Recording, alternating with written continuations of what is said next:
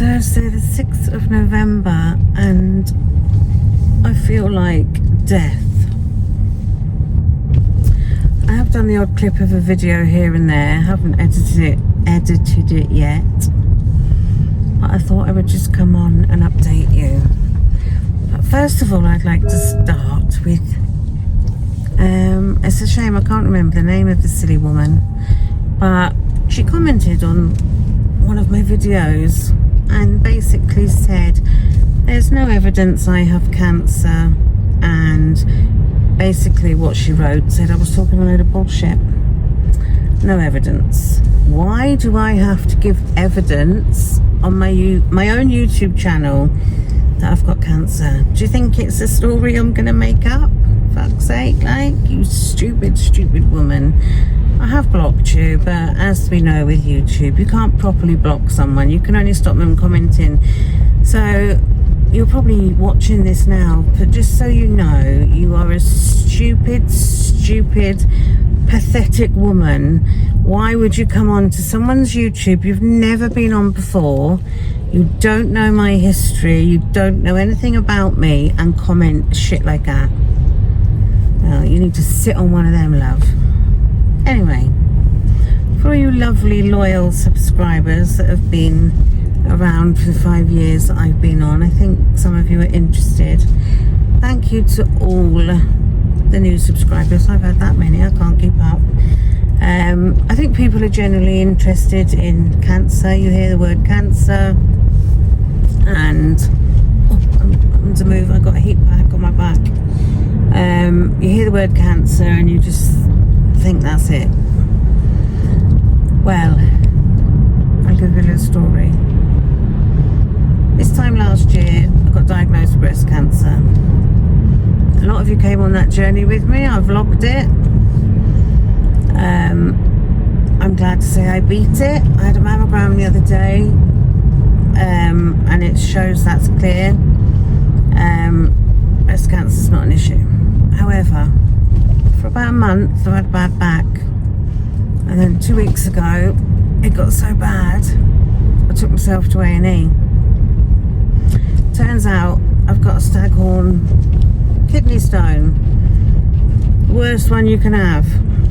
It's not just a little nice bean, like a little baked bean that shows you on the pictures. Mine looks like a fresh piece of bloody ginger. That's a staghorn kidney stone there. So as you can imagine, that ain't coming out on its own. I don't know whether they've got to take it out in an operation or whether they can blow it up or what, but I'm in agony, and I think a lot of my back pain is the kidney stone. However, they took me in a room and said that you've got this staghorn kidney stone, but we don't think that's causing you the pain. You've got a problem with your liver. It's these were her words. It's extremely enlarged and covered in lesions. I've got to open the windows so it gets noisy. Straight away I said, oh, I've got cancer, have I? Moving me. And she just went, you know when you know someone's saying yes, but she didn't have, obviously, the authority to say to me, oh yeah, it is. Anyway, I'd had a CT scan. So she sent me home with painkillers that did bugger all. And the Snowdrop Saints would be in touch. That's my local cancer unit that dealt with me for my breast cancer. And I came home from A&E and it was like 8 o'clock in the morning. So I thought, I'll just give them a ring. And lucky I did, because on a Tuesday they discuss patients. So because I'd rung early, she printed off my file. I spoke to my cancer nurse from before, and she said, oh, I'll get your file discussed. And she said, hang on a minute, let me look at the CT scan. So she had a look at the CT scan and she said, I can see why they're very concerned. again, I was thinking, great. I said, it's cancer, isn't it? And she said, oh, leave it with me, blah, blah, blah. Rang me back later that day, about 3 o'clock, and she said they discussed my file. They've all agreed the same. You can see, I don't even need an MRI, you can see that it's cancer, but it seems to be contained in my liver. So I was like, oh, so they need to determine if it's secondary breast cancer, not breast cancer, if it's secondary cancer from my breast cancer, or if it's a new one.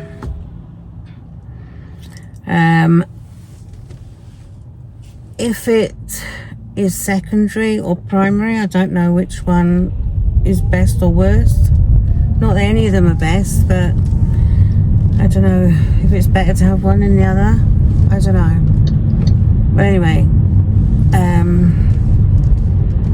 I can't eat.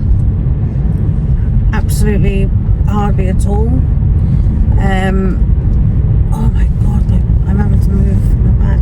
I can't eat hardly. I can't drink hardly. I am so thirsty. As soon as I have a drink, I feel like I've had a meal, and I can only take little sips. I'm living on ice pops. I just can't eat a meal. If you put a meal in front of me, I just couldn't eat it. But anyway, it turns out what they've said is my liver is so big that it's pushing on my stomach,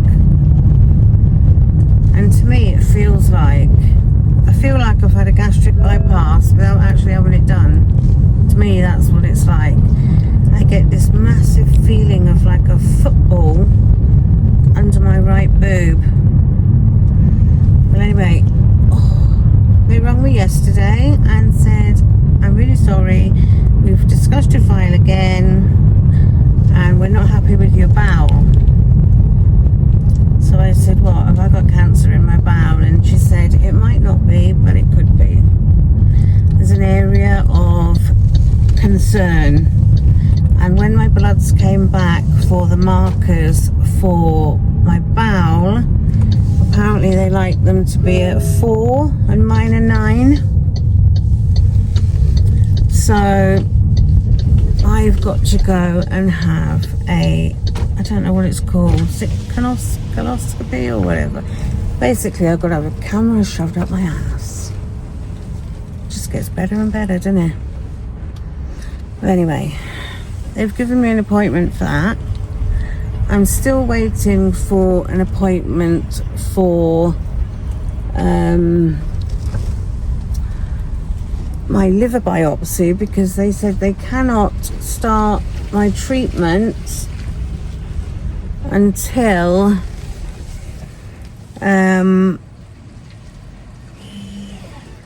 I've just arrived at my destination. They cannot my back. They can't start my treatment plan until they have the biopsy results. And the liver biopsy, it's not like the breast one where you can just go out the back room and get it done in the scanning unit. You've got to have a bed because you can bleed badly apparently, so it's a day thing. They're looking to do that next Tuesday.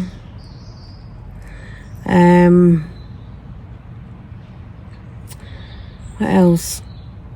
Yeah, then I had another call back from my cancer nurse saying, can I come to the Snowdrop Centre today to pick up a prescription? Can't remember what she said the stuff was called. I'll let you know when I'm back in the car. But basically, it'll do something, help do something to my liver so I can eat. But eating is just the last thing I want to do at the moment. I was sitting there this morning, retching with a bowl, but nothing obviously was coming out because, well, I haven't eaten anything. I'm not even hungry, and the thought of the feeling you get when you eat something, it's awful. But yeah, so that's where we are at the moment. I've just arrived at the Snowdrop Centre. It's a breast centre, because if it comes back that it is secondary cancer, then they will deal with me here. But if it's primary, like a new one, then it will be over on the main hospital. But I don't know if I've suddenly got diabetes or what, but I can't. The thirst, I feel like I'm on a desert. Awful. Anyway, I'm going to go in and see if my prescription's there, and I'll come back to you. Well, I'm back in the car. Just bawling my eyes out again. Give me an envelope.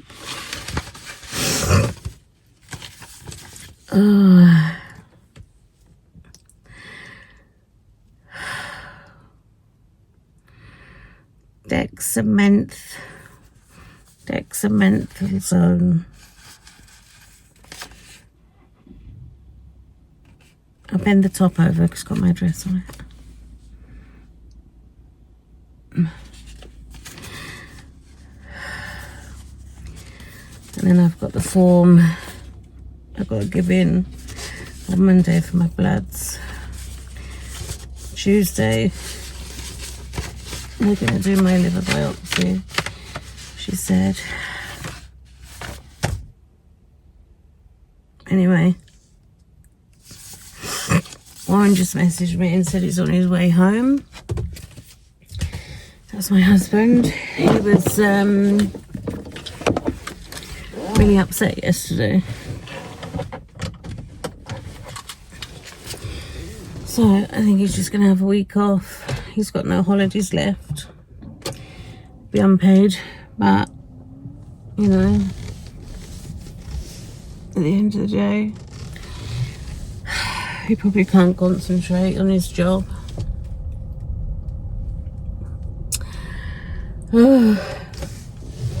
So,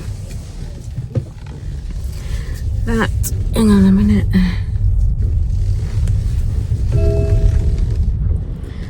The car park's not very big at all. So that is the update. So I'm gonna go home. I think Warren's just got in because there's a thing at the door, on the doorbell. So he'll go out and get my prescription. I'm gonna go home and get in my pajamas and go to bed. I just can't eat anything. I can't drink anything, hardly. But she just said, once this liver biopsy is done, we'll know where we are. So if you want to continue this miserable journey with me, a lot of people would shut down and shy away, and, you know, some people, you know, they would just shut their YouTube down, get on with their life. I'm back. I just had a phone call. I never usually answer unknown numbers, but when there's this going on, I answer them. That was the hospital confirming my biopsy for next Tuesday. And because I'm driving, I couldn't take out any details, so she's going to email me, because I suppose it's can't eat and all that malarkey. And I must go to the thing to have the bloods done on the Monday, or I can't have the biopsy done on the Tuesday. Anyway, what was I saying before I cut the phone off? Yeah, about people shying away and not, you know, wanting to let the world know. I think people are curious. People want to know about cancer. People want to know what you've got to go through, because cancer is like one in every 2 people have got it or getting it. I think people are interested. Like, I vlogged my breast cancer journey and I had so many people saying thanks for sharing it, la-di-da. You know, so if you do want to come along on this miserable journey that I hope to beat yet again, then it'd be lovely to have you on board. If you've only come onto my channel to be a nosy bar stool and comment shite, I ain't got time for you. You'll just be blocked. No negativity on a bit of Kaza. Only positivity, and I need all the positivity I can get. So yeah, I'm going home. I'll try and edit a video. I'll try and get this video up earlier, actually today, real time, because I usually work a day behind. And then I'll try and get another one up later on today, which is bits I've taken through the week. But yeah, and once again, thank you so much to all the new subscribers and all your comments, people that don't know me, wishing me well. Obviously people that have known me for the 5 years, saying how sad they are and stuff. It means a lot. I'm still trawling through the messages, not trawling through the messages, because there's so many, and I'm trying to heart them and reply to some, and you know, but if you have left a comment, a nice one, and let me tell you, it is appreciated.